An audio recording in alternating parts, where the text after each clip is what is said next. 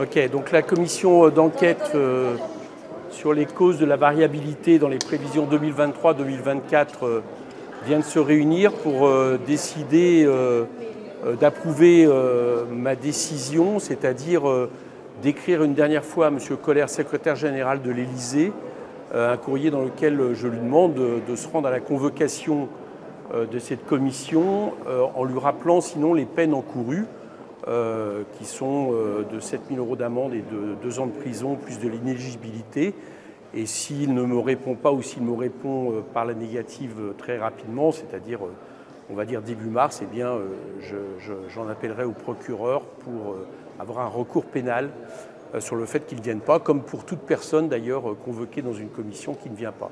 Voilà, c'était une très large majorité, cette position qui a été, encore une fois, approuvée par la commission d'enquête, qui, je rappelle, est la commission des finances en réalité.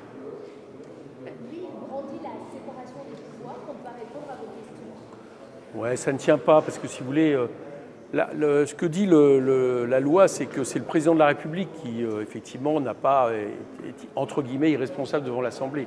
Mais à aucun moment, il n'est écrit que c'est tout le personnel de l'Élysée. Enfin, je veux dire, c'est une généralisation qui est faite, qui, à mon avis, est abusive, d'autant plus qu'il y a jurisprudence, c'est-à-dire qu'il y a 6 cas déjà de personnes,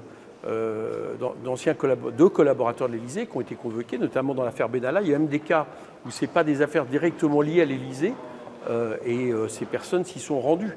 Alors effectivement, il y a d'autres cas où les personnes s'y sont pas rendues. Bon, il n'y a pas eu de suite, mais ça c'est le président ou la présidente de la commission d'enquête à ce moment-là qui l'a décidé, peut-être parce qu'elle était de la même couleur politique que les personnes qui étaient convoquées.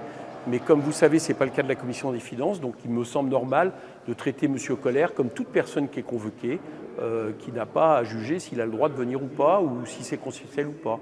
On lui demande de venir, il vient. Quel a été le résultat exact du vote? 40 à 21, c'est très large. 40 à 21. 21, ouais. 40 pour.